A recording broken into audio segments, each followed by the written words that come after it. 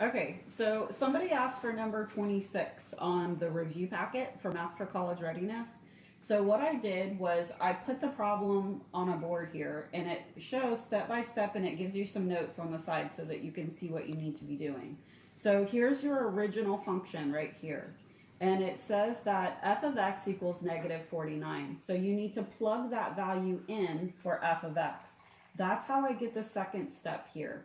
Negative 49 equals negative 2x cubed plus 5. I'm just plugging in the value that it gives me for f of x in for f of x. Then it says to find x. So what I have to do now is take this equation and solve for x. So that's the note over here in blue. It says now solve for x by isolating it. So since there's only one x in this equation, you can solve it by just moving everything else to the other side, just like you guys are used to doing in Algebra 1. So start by moving the plus 5 over. Subtract 5 from both sides. Negative 49 and negative 5 is going to give you the negative 54 here, and it's going to equal the negative 2x cubed. Now, if I want to get this x by itself, I'm now going to get rid of the negative 2. So I'm going to divide out the negative 2 on both sides, and that's going to give me this equation, 27 equals x cubed. Now, this is the tricky part. I have this equation, 27 equals x cubed. There's a power on this x, and I want just x.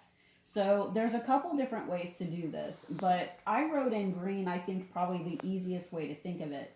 Basically, this is just saying that 27 equals something times itself 3 times. So the question is, what multiplies by itself 3 times to get 27? So just think about that, and it's going to be 3. If you multiply 3 times 3 times 3, you're going to get 27.